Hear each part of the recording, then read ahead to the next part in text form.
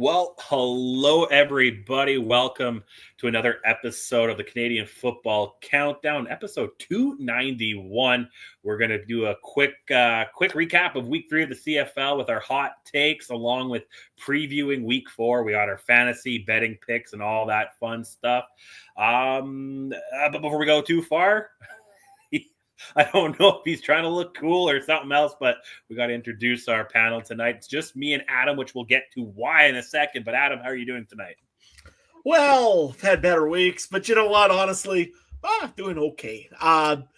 You know what? There's always another week. There's always another week of football. I had to miss last week, unfortunately, but this week here, things are looking on the upswing, I think, for a few teams, and let's see how things go with how this one goes down for this week. Love to see it. It was a really interesting week on and off the field. We got a lot of fantasy stuff we'll talk about later. But there's one face that you might notice isn't here right now, and that is the one Ryan Coop. And fortunately, we got some breaking news. Longtime and lovable CFC podcast host Ryan Coop suspended 1 week for not answering his phone for the mandatory drug test. And yes, podcast hosts have to have drug tests too. We are true professionals on the show. No booger sugar, right, Adam? None of that stuff. I'm not saying what Ryan did or didn't do. He just didn't answer his phone. And as we see, you were quoted saying that you don't believe he purposely missed that call. He's a true professional. If he did, he would have his own reasons. Where I was a little bit, I don't know. He's been a little weird lately. I beat him a couple of weeks in fantasy in our private league. Maybe he needs to get the edge back. I'm not saying one way or the other, Adam. But, Ryan's gone. He's sitting 1 week. And he's true professional. There's no positive test, but he missed the test. Yeah, man, you know what? In this Canadian Football Podcast Network, there are some strict rules we all have to be enforced by. Of course, performance-enhancing drugs that make your fantasy points go up are really banished in the Canadian Football Podcast Network. So, you know what? I'm going to give Ryan the benefit of the doubt. He's a guy that wouldn't do such a thing. He can win fantasies on his own. He's been a champion before. He knows what it takes. I'm just guessing that he missed the phone call right at the wrong second. He was busy with something, I'm not sure what, or he was probably finding another fantasy sheet knowing him. So, you know what? It happens. Unfortunately, them are the rules. You got to take the week off at least. But hey, you got 2 good backups out of this. He doesn't strike me as a camper. Or if he does go camping, it's like a cabin with Wi-Fi, not deep woods, no cell phone service. But he's not going with Aaron Rodgers in a dark retreat? Probably not. Couldn't see that. Anyway, but before we'll continue too far, the Canadian Football Countdown is brought to you by our presenting sponsor, Game Time TV. Learn more by visiting GameTimeTV.ca or follow them at Facebook at facebook.com/GameTimeTV. And as always, we want to acknowledge that the Canadian Football Countdown is brought to you from Treaty 1 territory, traditional territory of the Anishinaabe, Cree, Ojibwe, Dakota, and Dene peoples, and the homeland of the Métis Nation, as well from Treaty 4 territory to the traditional territory of the Cree, Saulteaux, Dakota, Lakota, Nakota, and of course Métis Nation. If you're looking for additional content, you want more than just this podcast, join the Discord. I believe there's a link somewhere. It's a Canadian Football Community Discord. We always got our fun stuff in there, betting, fantasy. Usually it's just you shit talking me in our group chat because we had a little bit of a, not rule, but we had to restructure something in a fantasy thing. And it is what it is. I still was laughing more how you believed me, even though I gave you a like about it right first. Oh, I just know you're trying to piss me off. That's all it is. And, you were close to getting a 1-game suspension too from the fantasy league. But I got calmed down a little bit there. What else? Is there anything else we got to introduce? Ryan's gone. Mike's, I don't know where Mike is. Mom and Dad are both gone. It's Adam and Trey's show tonight. Welcome to everyone joining us. We'll be. And hey, if you do want to hear from the parents, they're usually hanging around the Discord channel. Make sure you go and check that one out. That's the only one that I could think of. Like Trey said, usually it's me and him just trash talking each other, especially when it comes to hot takes. Trey, we've got a few of these this week. What do we got? Yeah, the hot takes. We got the 3, and usually you and I will be the deciding factors this week. So we're going to go with number 1 from MJ from Blue Sky. I really got to get on the Blue Sky. I haven't had a chance yet. I don't know. I enjoy Twitter too much. There's a lot of degenerates on Twitter. But anyway, MJ on Blue Sky says, Ryan needs to be the first, I'm assuming Ryan Dinwiddie, needs to be the first coach to be fired this year. Calling out specific players in pressers is a no-fly zone. You want to touch on that one first? Ooh, that's hot. All right. I don't think Ryan Dinwiddie's going to get fired over his comments.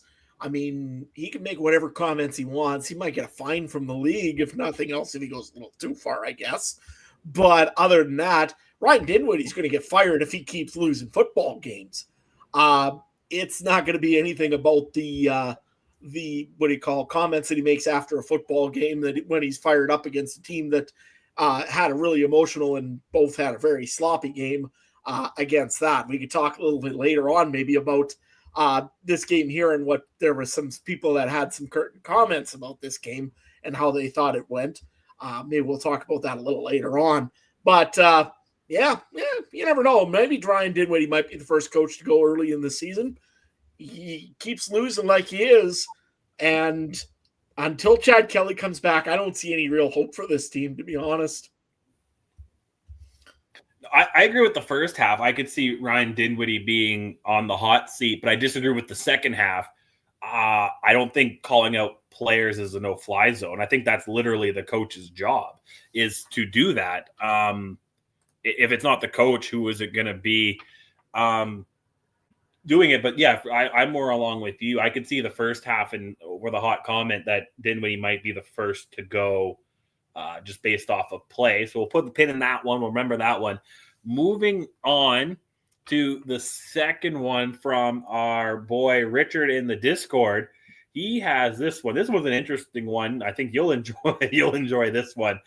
Chris Streveler is the Bombers starting quarterback by the end of the season.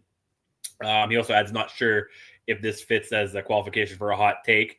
And then Ryan actually asked, is this because of injury or performance? And Richard continues, performance. The Bomber offense looked way more dangerous with him under center. I'll touch this one.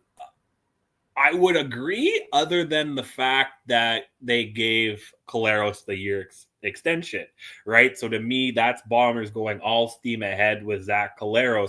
If it was a contract year and they didn't give him the extension, I think the leash could be shorter. Grey Cup year at home, all these things, but maybe the leash could still be mile long, because what were they, 0-5 last year? And they still ended up, winning the West. So I don't see it unless of injury because of the extension. So what's your thoughts? The Winnipeg Blue Bombers are 2-0 right now. 1-0 with Zach Collaros, 1-0 with Chris Streveler. They won with both. Zach Collaros is your starting quarterback. He's taken you to Grey Cups. Zach Collaros is your guy until otherwise further notice. Until there's an injury or there's something else going on, Chris Streveler's not coming back in the football game unless it's for short yardage, little trick plays, essentially. Are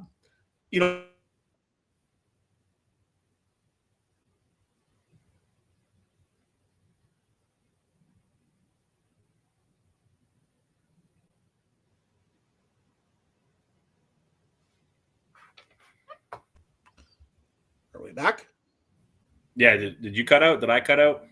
I think I cut out. Okay. Anyways, yeah, no controversy. Collaros is fine. He'll be the quarterback until further notice. And by the end of the year, maybe, but it's going to be because of injury. Yeah, I could see that one as well. Last and certainly not least, Sandwich is from the Discord. This one's closer to your neck of the woods, or in your neck of the woods. The 2025 early season hype on Saskatchewan is extremely overrated, and they will be fighting for fourth place in the West by the end of the season. He goes on with, their offense will dwindle and their defense will gradually be exposed as one of the worst in the league. While they lead in run defense, their pass defense is abysmal. Big word for Elmo there. Here are some supporting stats. 7th in opposition offense points against, 8th in opposition TDs against, last in opposition first downs, last in opposition passing yards per game, 8th in opposition passing, and on and on and on and on. They're last or 8th in a lot of league stats. You know what? You go with this one as you being the Saskatchewan guy.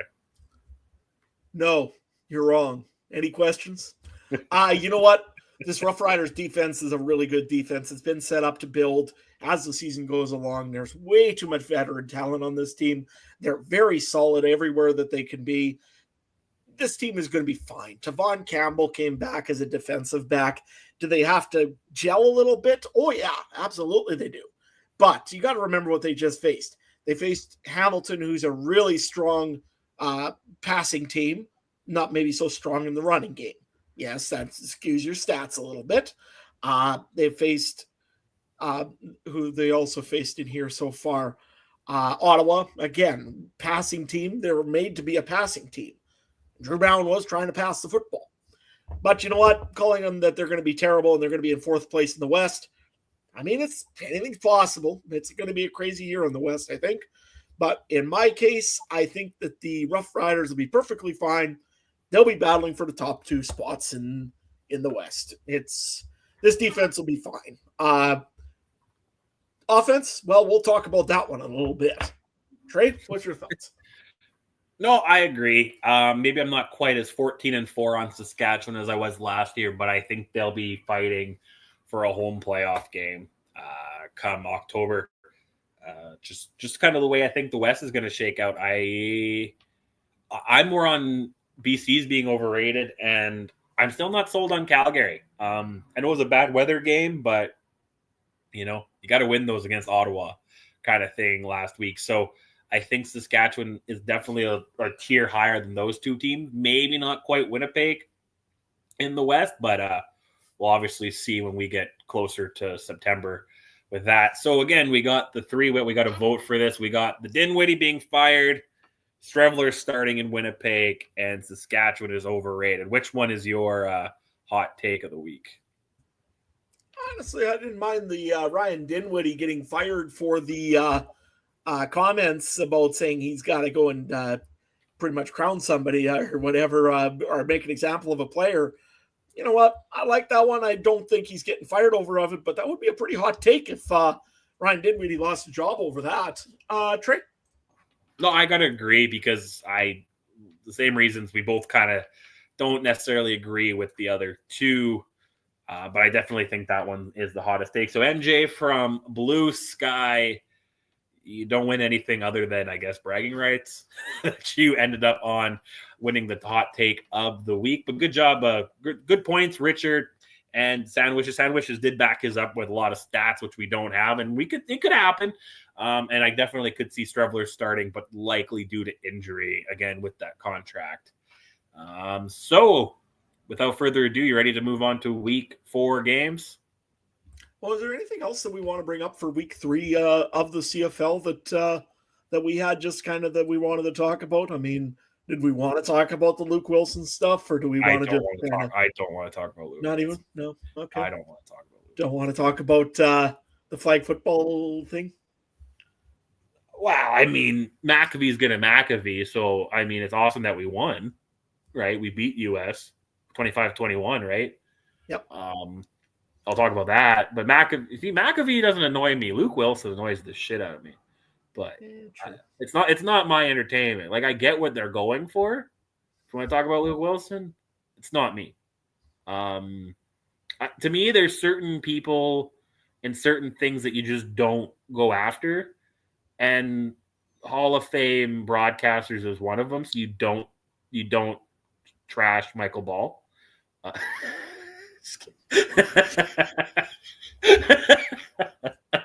Oh, I really enjoyed that one.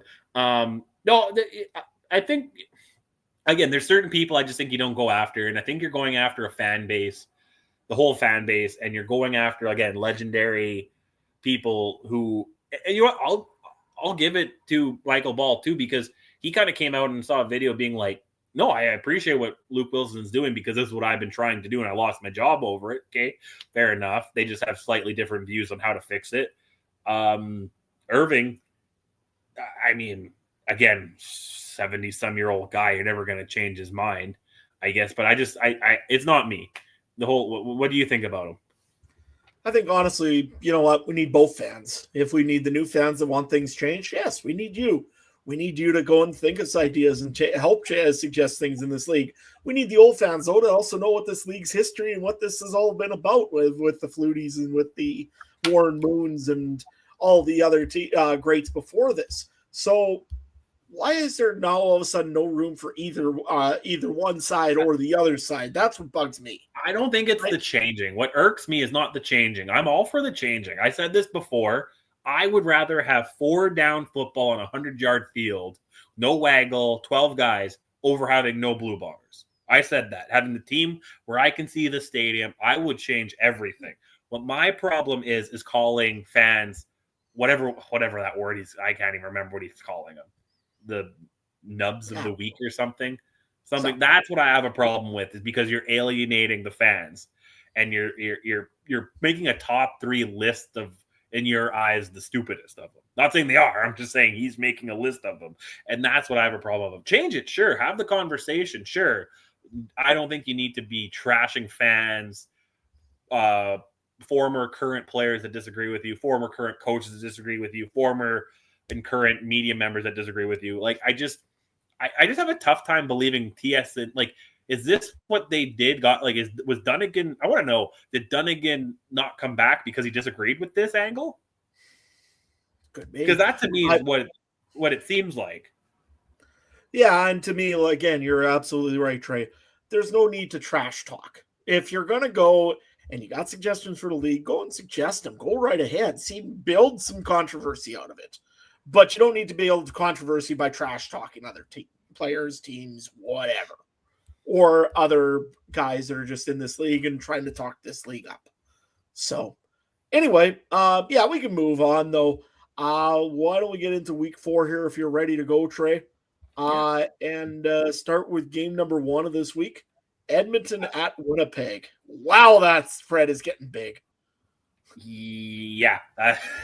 As Ryan would say, I hate those spreads. And I agree. I don't love them. This is a get into college football kind of spread, and I don't enjoy it. But it's probably pretty accurate. Even with could you imagine this line if Dembski was for sure playing and Oliveira was in? Like, this is a line where one for sure starters out, another one could be out. A team that a lot of people thought was going to take a step back this year against a team that a lot of people were having a little bit higher expectations on, but hasn't quite found it. I don't remember. Did MBT come in due to injury or to jumpstart the team last week? No, sorry. MBT's in Montreal. Sorry. Fajardo. Did Fajardo come in? I don't think. No, he didn't. Okay. I got MBT came in on Montreal, and that was injury. That's where I'm getting confused. So, where do you want to start with this one? Do you want to give me some? What do you think Edmonton needs to do to have the biggest upset of the year so far? Luck. I don't know. Honestly, I don't like this for Edmonton one bit. I mean, you lost a tough game last week at home, your home opener. You go into Winnipeg this week into a really loud, a really tough stadium. Going to be capacity crowd in Winnipeg. I guess, you know what? If I'm Mark Killam in this game here, what I'm going to go and just essentially tell my players is it's us against the world. Everybody said you can't do this. Go and do this. That's all I would do. I mean, what other things do you really have here? I mean, Winnipeg obviously has the better defense. Quarterbacks, no question at the moment. I can't see Trey Ford giving much of a fight to this Winnipeg defense, although you never know. Their receiving core is nowhere near the same. Winnipeg's receiving core, they don't even have Nick Dembski this week, and they're perfectly fine. You know what? Like I said, if I was Edmonton, I would pretty much go in there. I would try to run the ball against Winnipeg if I could.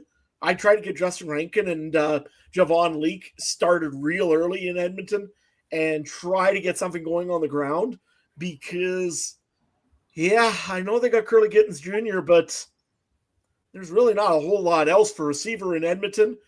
Other than that, it's Trey Ford running around trying to make something happen out of nowhere. I don't know. I don't know where like I said, the 10.5 might be almost complimenting Edmonton, to be honest with you. Trey? No, I agree. I think that's a tough one. Often or not, Vegas gets it right more than we do, right? Like, and that's the way it goes. I'm also more really interested in that over under where that's them assuming that Edmonton's going to get some garbage time points, I think, because this could be a 30-10 game and kind of be over at halftime.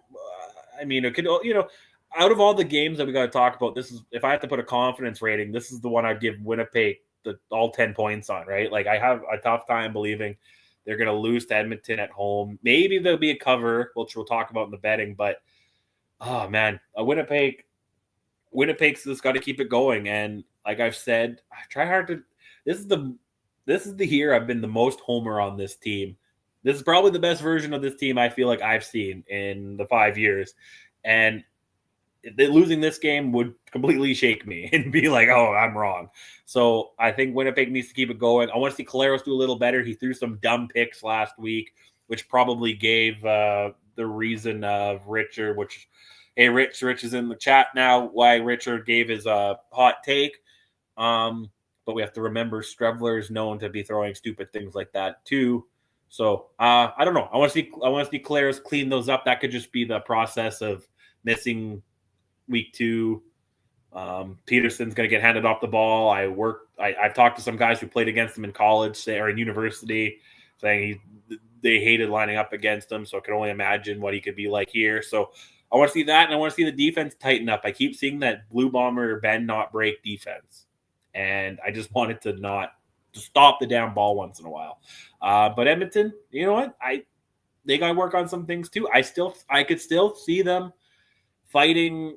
Don't want to say for a playoff spot, but how the East is doing, they're definitely still in contention for that crossover. So a couple of wins here, or at least get some momentum. I don't want to say moral victories because a loss is a loss, but you know what? Lose to the Bombers by less than a touchdown, I would walk away feeling okay with that.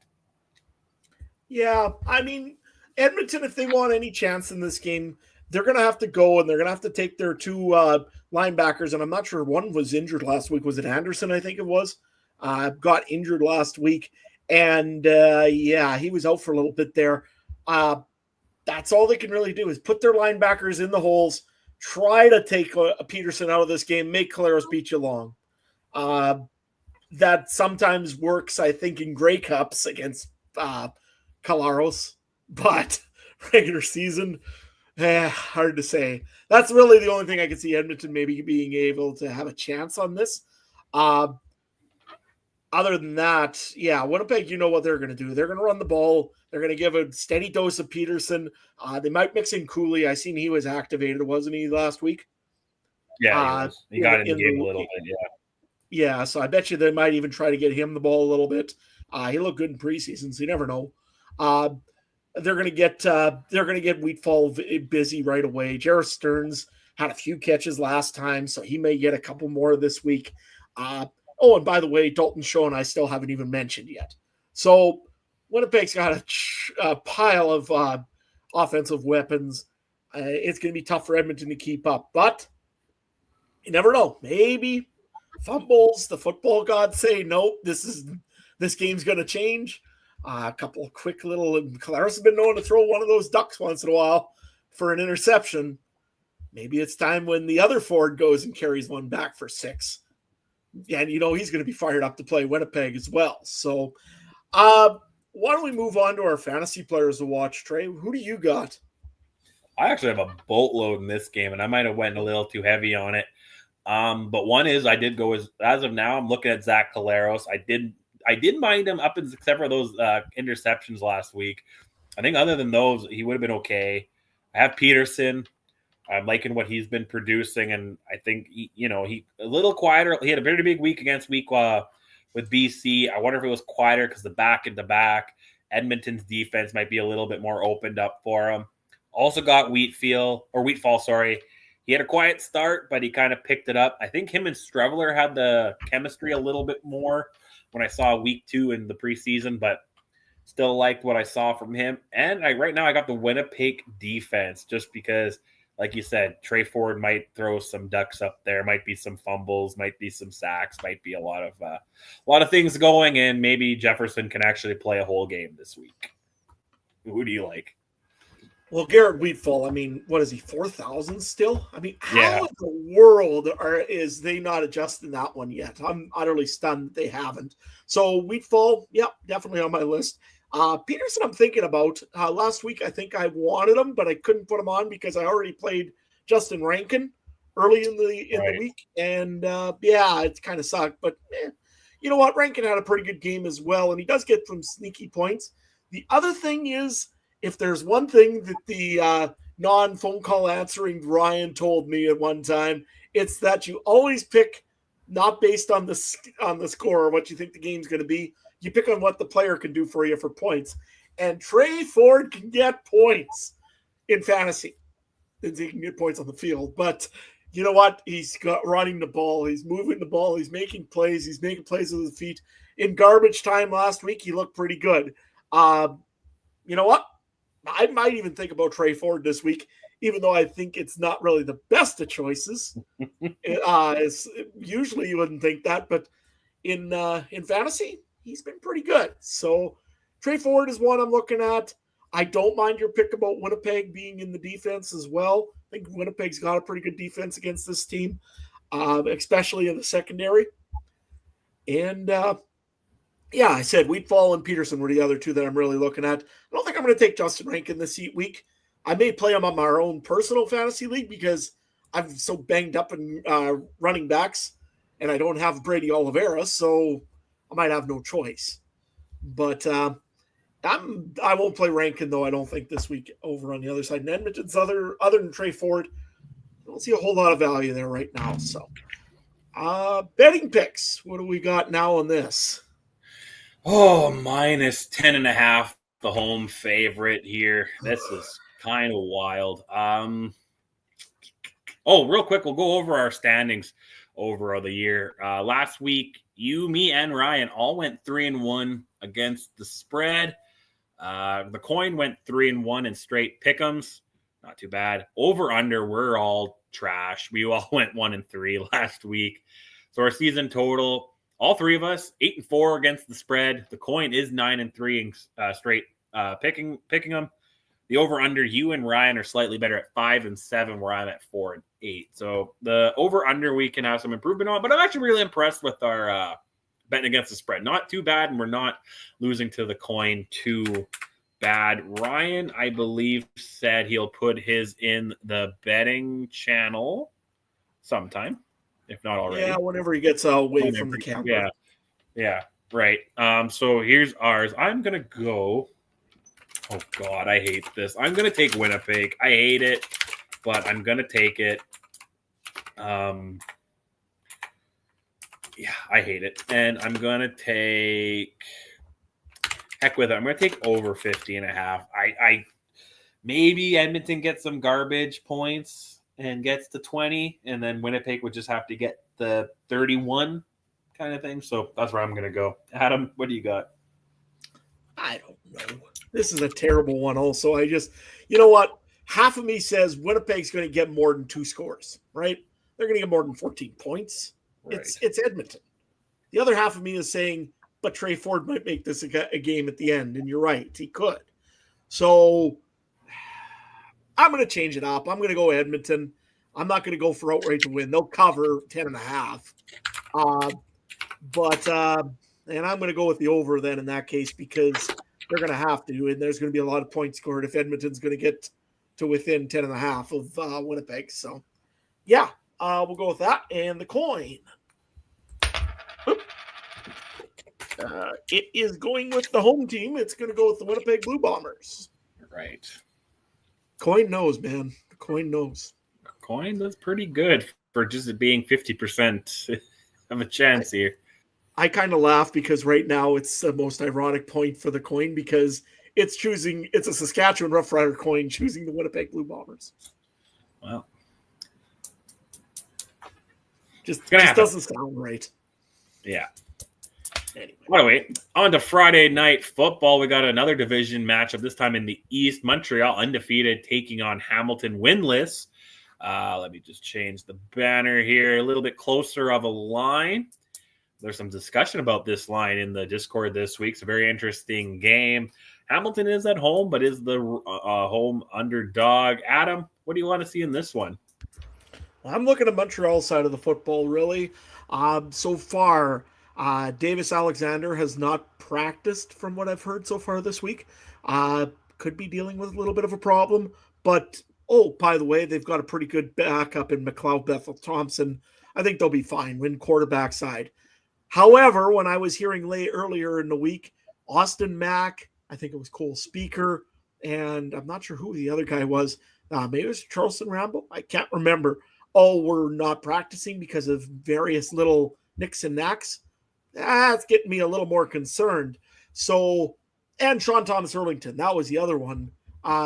He's looked very good so far. Sean Thomas Erlington for a running back in the National. I'm always thrilled when I see a national running back running like him and like Peterson's been doing. But sounds like he's a little bit banged up as well. So a little bit of injury concern for me on the Montreal side. I mean, can they score more than 3.5 points just with their defense? I would almost say yes, because Hamilton hasn't looked great so far. But Hamilton's one of those teams ready to explode anytime, right, Trey?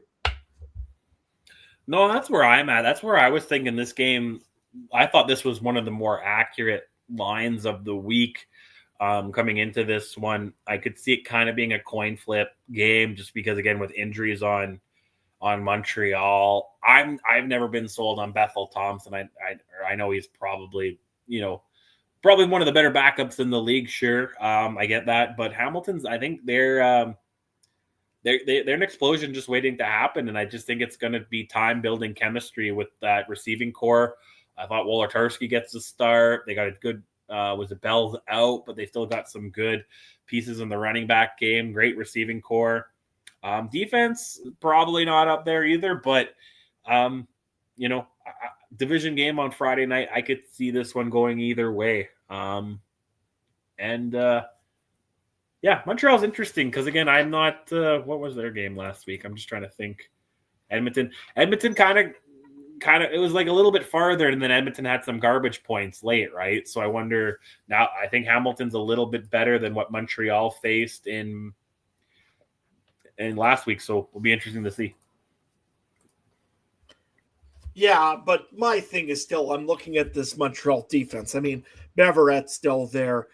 You still got Wesley Sutton. You still got all those players that could just pick a ball whenever they want, essentially at will, or they can go and take a quarterback down. And McLeod Bethel Thompson's not not McLeod. Bo Levi Mitchell's not the running quarterback like he used to be.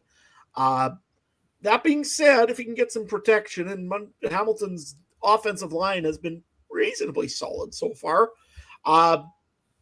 it could be a gun show there as well. We'll see what happens here. But on the Hamilton side of the football, they really got to get some of these other guys going besides Kenny Lawler. Drew Wolotarski, I think he might be back this week. It sounded like Brandon O'Leary-Orange was back this week. They got to get Keandre Smith going, and they got to get Chambers. Shimon. Is it Shimon Chambers? Jeez, I'm brain dead today. Anyway, I'm not sure. They got to get their guy going. They got to get some of their other guys going in this receiving core just to take the pressure off. And it sounds like Ray Bell will be injured this week as well, I think I heard. So Hamilton's a little banged up as well, but we'll see what happens here. Yeah, no, I agree with you with that. Very interesting game. This one I'm going to be looking forward to watching on Friday night for sure. I'm going to make sure I'm home for this one. Thursday, Friday night football, really interesting. I want to go to fantasy. I got nothing else to add to this one. I'll kick off with this one. I'm really only looking at potentially two guys and one on each side, either Philpott and Lawler. You got to go with Philpott, I think. Hamilton's defense still very questionable at times. Philpott had a big game, 24 points last week against Edmonton. I think we'll see similar things there. And then Lawler, he's had 20.7 against Calgary and 24.2 against Saskatchewan. So maybe if you're pretty hyped on Montreal's defense, you lean away from Hamilton, but those are the two guys I'm thinking about. Who do you got? Well, I mean, you can go with Kenny Lawler. He's an expensive option. He's not a bad pick, though. Montreal, I'm a little more concerned. I want to see what their depth chart honestly looks like before I really choose some receivers on that team. I mean, I think there's probably going to be some great choices on that front. Even if they're quarterbacks, it doesn't matter. It doesn't seem to matter if it's Davis Alexander or if it's McLeod Bethel-Thompson. I don't think you're going to matter too much on that part.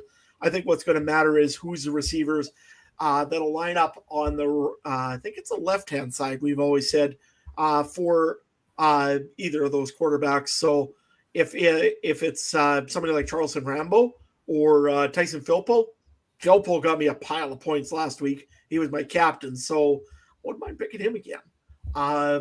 We'll see what happens here, though. It'll be interesting to see what goes down with injuries and everything. So, yeah, if I'm forced to pick somebody, Lawler probably on the Ticats and Philpo, let's say, on the Montreal Alouettes. No, I like it. Into betting, a little bit closer game. Hamilton is the home underdog at +3.5. That over-under actually seemed like they were getting a little lazy. I think 3 of the games this week have the over-under at 50.5. So it seems to be a pretty steady mark here in the CFL. Montreal, Hamilton. You know what? Call me crazy. I'm going to take Hamilton +3.5. I think Montreal still wins this game, but I wonder with injuries and everything, it'll be that field goal rouge kind of situation there. And I'll take the over again. I'm going to get my over-under records suck, so don't listen to me. But I'll take over 50.5. Adam, who do you got? Oh, this one was tough for me, but I'm going to take a little bit of a different route. I didn't really like how Montreal played against Edmonton. They kind of let them back in the fourth quarter. And one of these times it could burn them, especially if they've got some injuries in the receiving core. I'm going to take the Ticats. I'm going to go and say that they're at home. I think that they can cover 3.5. And I will go with the under on this game here. I think it's going to be a pretty good defensive battle because, yeah, there's some injuries starting to stack up on both sides of the football. Let's take a look at the coin. And it is the away team. It's Montreal Alouettes. The coin knows, man. The coin always seems to know. It seems to pick the favorites once in a while here, but it's cool. So Montreal. Okay. Montreal Alouettes. So the coin's going against us. Well, I guess the Montreal could still win and we cover. So we're looking at it there. Anything else about the Friday night football game, or let's move on to Saturday? I think we're good. Anybody really if you want to give your opinions, I haven't heard much about the new Friday night football stuff. I heard a little bit about it the first night when it started, and I still have yet to check out a Friday night football game, even though Saskatchewan played one. I didn't get to watch it last week, so I really, really got to pay attention to the new graphics and the new intros and everything because I want to see how they did. Give your thoughts though if you're watching right now and want to make a comment. By all means, give us a comment. Yeah, for sure. On to Saturday, we got Saskatchewan, undefeated Saskatchewan. Who would have thunk that? Taking the 1-3 BC Lions. Saturday football here. Only one game on Saturday this week. We will have a Sunday game, which we'll talk about later. Saturday's looking like a good day. USC 317. I'm interested in this football game. It's going to be a good day. They have an interesting sideline reporter from Richard. Is that Luke Wilson? Doesn't he do the Friday night game? So I hope we talked about him earlier, Rich. I don't want to talk about him, but whatever. And they have a couple new women ones too. I've never noticed before. Or if I have, I haven't watched enough. So at least they're trying to get some new faces in there. I want Dunnigan back. But anyway, BC, Saskatchewan, same lines as the last game. This time the home team is the favorite, though. Rourke is still questionable, if not out. Trevor Harris might be out, though, too, it sounds like. We talked about Michael Ball. He tweeted that it sounds like he's out, but I don't know what Michael Ball knows. when it comes to that. Adam, do you think Saskatchewan gets their first loss this week, or do you think the green Kool-Aid is going to keep rolling? Oh, I don't know. I'm starting to get a little more nervous because you know what? It's the fourth week, and that's usually every year for the last 3 years is when Trevor Harris goes out. And by the way, he's looking like he might be out this week. Who would have thought? Nevertheless, you know what? The Riders right now are playing some good football in places. They aren't playing discipline though, which they really got to learn that they cannot give 180 some yards to Toronto. It was ridiculous last week. And so many penalties to them. They have one of the best running quarterbacks in the league, I think, arguably. I think right now, and if you want to use this as a CFL hot take, I would take touchdown Tommy Stevens over Chris Trevler any day of the week for running a football. And you can call that hot take. I don't care. That ain't really much of a hot take, especially when you see Tommy Stevens running the football for 19 yards a carry sometimes during Toronto's the game against Toronto. They're going to have to win the game probably on the ground if they've got Jake Maier in there. Maier's got a good arm. He can make a throw. He's got to be way more accurate. Hopefully he's learned how to be that way. Otherwise, it's going to be a long game for Saskatchewan, especially if Nathan Rourke is in it. But that being said, I think BC's got some key injuries as well, if I'm not mistaken. I know that Barry Hill was not practicing the one game, I think, or the one date. They've been having a little bit of injuries on some of their little bit more depth receivers. So we'll see how that goes. And, of course, the injury to Nathan Rourke. Yeah, battle of the backups. I could see this happening here this week. There's a lot of, questionable quarterbacks if they're going to be going, if they won't. Alexander, Rourke, Harris. So, you know what? I think, it could be backup bowl this week in Saskatchewan, but we'll see. In that case, if it's both backups, I kind of like Saskatchewan's odds. If it's just one backup and it's Saskatchewan's backup versus Rourke, I don't know. I don't like it as much. Trey, what's your thoughts? Yeah, if we're going to go backup bowl here, I mean, I'm not really, I don't know. I kind of do lean actually towards BC. I know Mazzoli didn't look great, but he didn't look terrible. I have never liked Maier, so I just I have a tough time with that. And Tommy Stevens we can't do the tush push every play, unfortunately. I think it would get stopped eventually. But that being said, I think I like Saskatchewan's pieces more. I like Ouellette better than Butler. I think Saskatchewan's receiving core is a little bit deeper. Defenses both, I think, have their flaws. Special teams, I mean, I guess you kind of lean towards BC's kicker a little bit more, but I'd lean towards Saskatchewan's kick returner a little more. So I think both teams have their flaws and have their pros and cons. And I think this line's, again, pretty dang accurate here of one.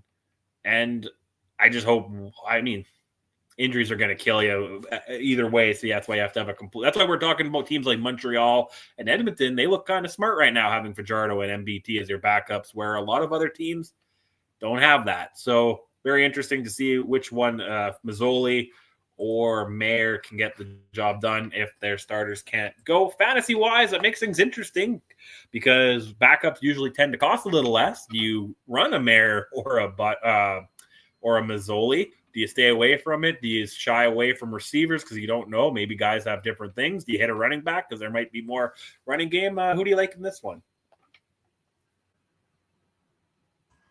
I kind of like, one player. I've been saying him all year long. Last game, he finally took off and dominated for quite a while there. And, of course, in the third quarter, had an 80-plus yard run. Deontay Myers, he's got to be on your fantasy list. 7,500 points. He's worth every penny as far as I'm concerned. He's going to get more yards right now. I think he's going to be good. Sean Bain Jr. is practicing in Saskatchewan, and honestly, I don't know where you put him right now. I guess, we'll figure it out when the time comes. But Deontay Myers definitely on your list. AJ Ouellette should definitely be on your list as well. The reason being is if it's Jake Maier, they're not going to want to throw it as much, I don't think. And that means that AJ Ouellette, and he's had 2 over 100-yard games. He's been back and he looks really good. I think that AJ Ouellette probably should be on a lot of guys' lists as well. A little more expensive, but yeah, I would take him as well. On the BC side of the football, if Nathan, you don't know who's playing. That's the biggest issue, right? If it's Nathan Rourke, he wouldn't be a bad pick. He makes plays move with his feet. He can make some extra passes happen. If it's Jeremiah Mazzoli, I don't know. Maybe then you put in James Butler because you probably will be seeing that there'll be a lot more running plays. I don't know. I wouldn't want to run against Saskatchewan's defense. So, especially that front four, although they do take a lot of penalties, but that don't give you fantasy points. So, I don't know. There's not much on BC that I really like, but definitely Myers, definitely Ouellette in Saskatchewan, and then go from there. Trey? No, I like it. I got Ouellette and Myers in this one. I think that's all I would touch here. But yeah, I definitely like everything you're saying. On to betting. Close game here again, 3.5. That's kind of just that field goal-ish game. Both of us took the plus 3.5 in the last game, but I'll kick off this one, and I'll actually take Saskatchewan at minus 3.5. I'm still on that train that BC is pretty overrated, and if you take out Rourke, I'll still take Saskatchewan. I'm a little hesitant of taking Maier over Mazzoli, but that's my one hiccup. But I will take the under 50.5. I think this could be a 2015 game kind of thing heading into UFC 317. So and hopefully we'll get some knockouts there. Adam, what do you like? You know what? It's going to all come down to the depth chart that comes out on Friday afternoon or Friday morning to see who really is playing in this football game. If it's Nathan Rourke and Jake Maier, I might lean towards BC. If it's Trevor Harris and Nathan Rourke, I lean towards Saskatchewan. And I think if it's Jeremiah Mazzoli and Jake Maier, I still lean towards Saskatchewan. So 2 out of 3, I'll probably say right now is Saskatchewan. I'm going to take Saskatchewan in this one. They're at home. They've been away for a little while. The crowd should be a little better. Please be a little better, crowd. I don't know how I could say that enough. I'm so tired of hearing it about Saskatchewan having terrible crowds lately. But nevertheless, Saskatchewan, give me the under on this game here. This could be a close one. I think it's going to be a nice day, though, so hard to say. But I'll say under and Saskatchewan. Let's see what the coin tells us. Whoop. Almost dropped it. And that is the queen. It's going with the BC Lions this week. So we will see what happens with that.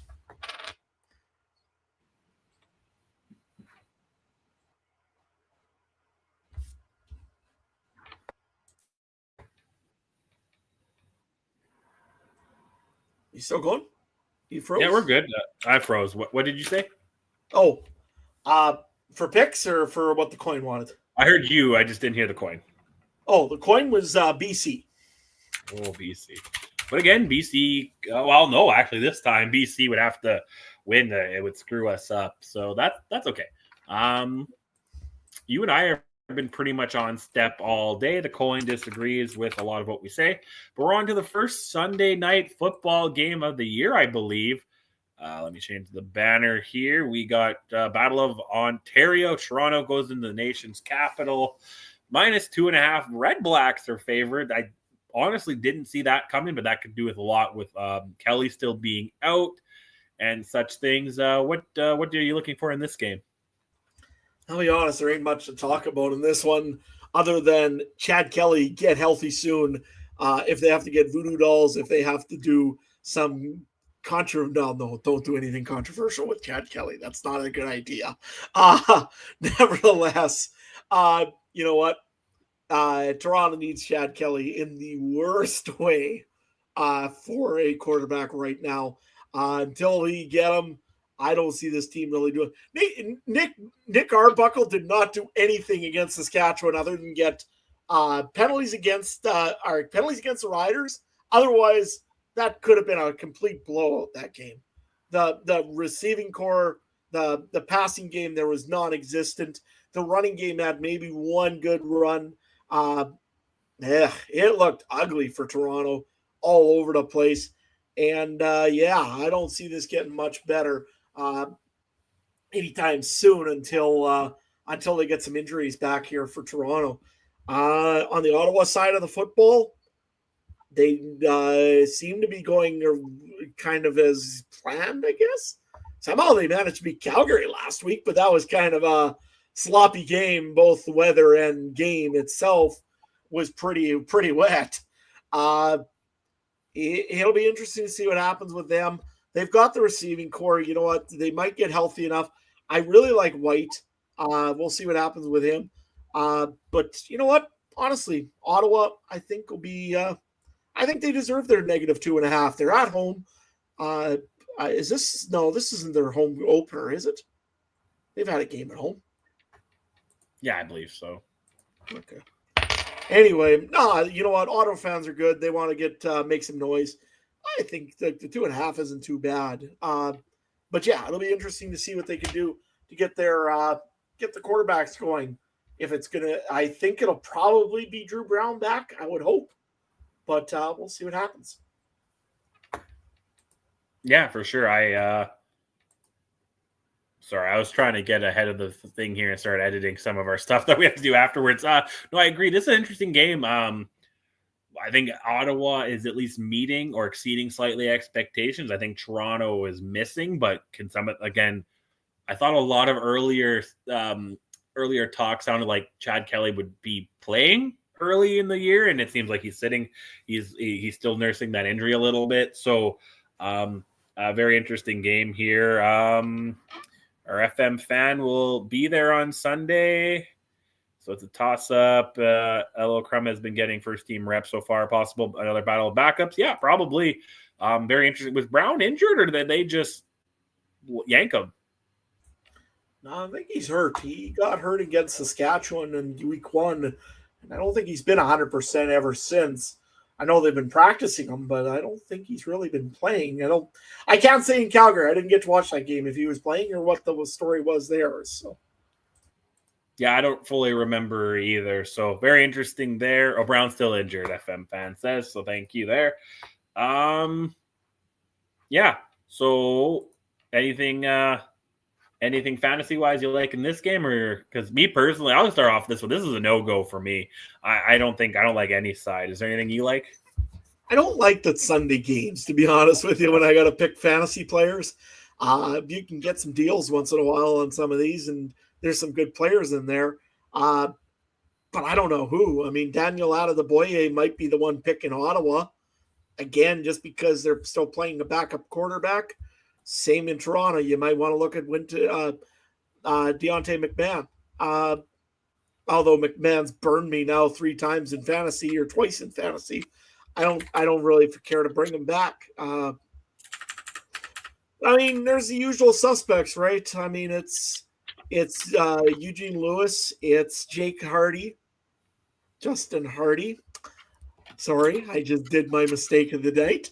Anyways, Hardy's in there. Like I said, I don't mind White for Ottawa. They've got some pieces, but who's getting them the football is the biggest thing. So overall, yeah, there's some pieces if you really want to, but I think you can get some more value out of some other players earlier in the week. If you need value, if you just want to go with these guys, yeah, take a look at some of the receivers, I think, in Ottawa. No, I like that. Like I said, I like that. If you're looking for some value, I personally haven't had any issues trying to find any extra cash so far this year, with some of the top players still getting, like it's a wheat fall at 4,000, and a lot of backup quarterbacks, and they're not always as much as well. So, very interesting game. I'm staying away from fantasy. Adam said what he's saying. Betting, man, this one's tough because I don't really want to bet on this one. But anyway, since we have to, I am going to take. I'm going to take Ottawa, the -2.5. Give me the home team. Give me the under, though. That 52.5 seems kind of big to me. What do you like? Let's see what we got. The 2.5, I don't mind. I just am worried if Ottawa can get the football out to their receivers. If they can, I think they'll be great. So, you know what? I'll go with Ottawa. 2.5's not bad. It's only a field goal. If this was Saskatchewan and it was a field goal, I'd be terrified. But Eugene, Lewis Ward over in Ottawa can kick himself a field goal whenever they need it. So, yeah, give me Ottawa. Give me the under. I don't think it's going to be a very high-scoring game just because it could be battle of backups again. We'll go from there. Let's grab the coin. Oh, did you say under or over? I missed it. Oh, I said under on this. Under, okay. Sorry. And the coin? The coin tells me it will be the Toronto Argonauts getting their first win of the season against the Ottawa Red Blacks. I'm not liking And no, Cliffy, they won't tie. Yeah, no tie. No tie. No tie.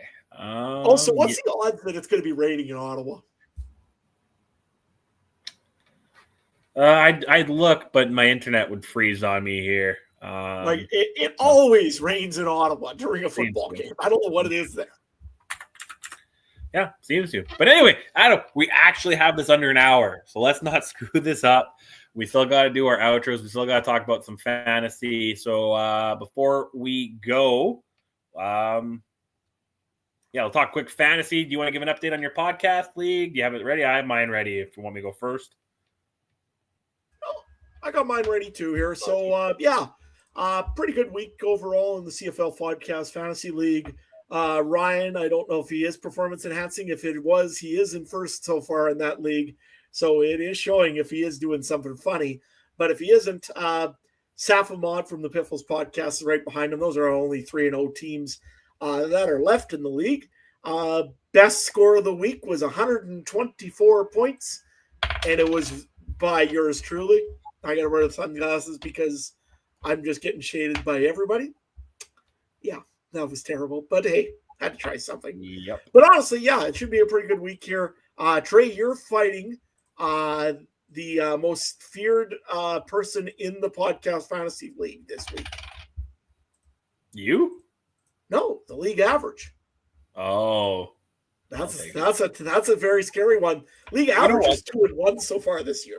I'll have to be honest. The podcast league scares me less than our Discord league. Yeah, so, fair enough. Yeah. Also, I'm going to be taking on Greg over from the Priffles Podcast. He's that guy there might be the Edmonton Elks of the CFL Podcast League. I mean, he's had like just 3 really tough opponents.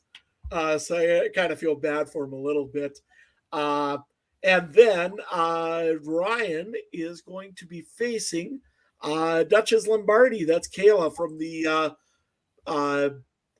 Edmonton Elks, which is the Elks podcast there. So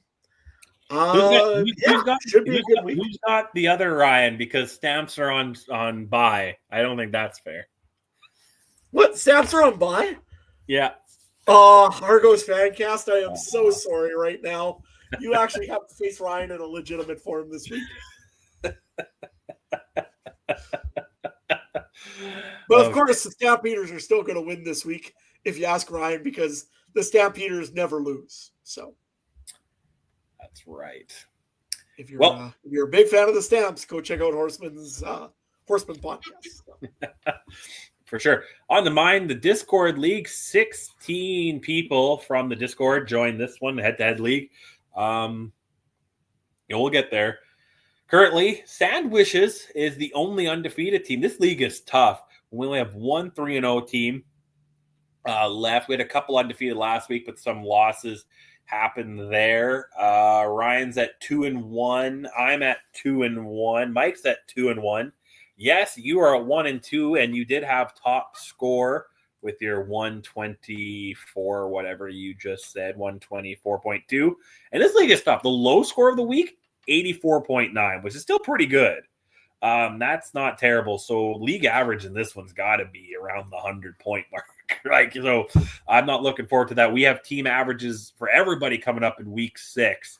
That's the fun, a little bit fun. I created that all 16 of us go up against the league average. So hopefully about 8 of us will get a win and about 8 of us will get a loss. We'll see. Yeah, I won this week. You won this week. Ryan beat Richard this week. Coming up this week, I take on our buddy Brandon. That'll be interesting. You take on Waldo. Yep. Ryan takes on Charlie. Mike takes on No Good Noverby. And yep, it looks like Richard takes on FM Fan. There maybe some beef going on in the chat there. That's fine. Interesting. Top 7 makes the playoffs. So right now, me and Mike, along with Charlie, be sitting on the outside because, heavily contested and disputed. Slight rule change.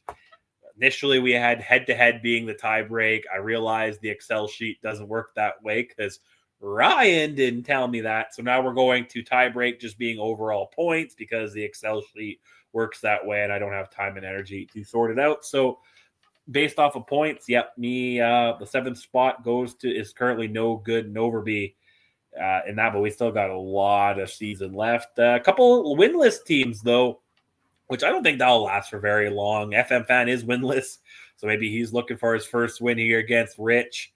We also got Larry and K Sizzle winless, so maybe do they play each other? That'd be great. They play each other this week. So there we go. We'll have one less winless team at this time, unless they tie, I guess, which would be pretty wild. We have our private fantasy league. I don't have that pulled up. Ryan's still leading, though. Isn't he? Yeah, the only thing I remember was that Mike had the best score of the week, and that was mainly because he had Peterson. He bought him earlier in that week, last week. This week, the bids, there were none. So, you know what? Everybody's going in with the same team as what they had. It'll be interesting to see what happens here. It should be a pretty good fight this week. I do got it. Mike had the high score at 104.3. I was just 1 point shy. Ryan was in the 70s. You were a little lower. Overall, Ryan's still leading the way. I am catching him, though. I'm about 23 points behind. Mike's about another 10 behind me. And you're still in the backstretch if we're using a horse racing analogy here, trying to catch up. And you're right. If this was a horse race, I'd be riding the mule, is what it would be called. Yeah, exactly. No, FM Fan, no crazy $100 yet. We were actually all quiet in the waiver wire this league or Pick'em league. Ryan's asking, or Richard's asking. I'll pull that up in a second. But I did add Adenaboya today for free and dropped McMahon from Toronto. The Pick'em league, I completely forgot all about that. I think I set my picks every week. Let's see here.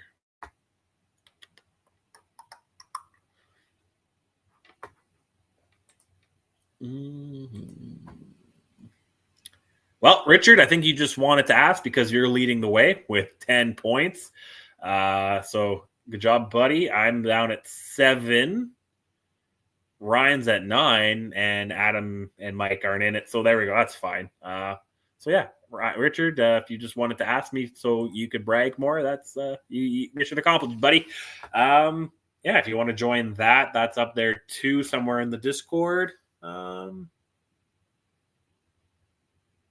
Anything else? No, let's get out of here. Really a whole lot. If anybody's asking also why in the heck Adam is wearing a pair of sunglasses the whole day or the whole time during this event, during this podcast, let me put it this way: if you're a farmer, be safe out there. Don't do anything stupid like go putting chemical into a machine and end up getting. Oh yeah, I wish FM Fan. I really wish I was. I ended up going and spearing a jug of chemical and hit me in the eye there the one day. So it definitely burnt quite a bit, and that's why I kind of got to wear the sunglasses a little bit here until it kind of recovers. But yeah, it should be okay. But yeah, if you're doing anything out there this weekend, especially on Canada Day long weekend, like firing fireworks or doing some stuff, just do it safely, eh? I mean, we don't want to hear about any other statistics of people being hurt. That's what I got. Yeah. No, that's good. Like we said, make sure to join the Discord. Got a bunch of fun stuff in there. We always have betting, fantasy, all that fun stuff. I'm really excited for UFC this week, so I'll probably be chatting on Twitter or something there. Adam's got his farming stuff right now. Ryan, suspended or not, he will be kind of quieter over the next few weeks, like he's mentioned. But if he's not on the show, he'll definitely be on the Discord. Mike chimes in once every full moon, so check him out there as well. On social media, you could follow the show on Twitter at CFC or CF Countdown, or at Facebook at facebook.com/CF Countdown Pod. You can also check out all the other great shows from around the Canadian Football Podcast Network, as well at CF Pod Network on Twitter, and the Alternative Football Network at the official AFN on Twitter, or alternativefootballnetwork.com.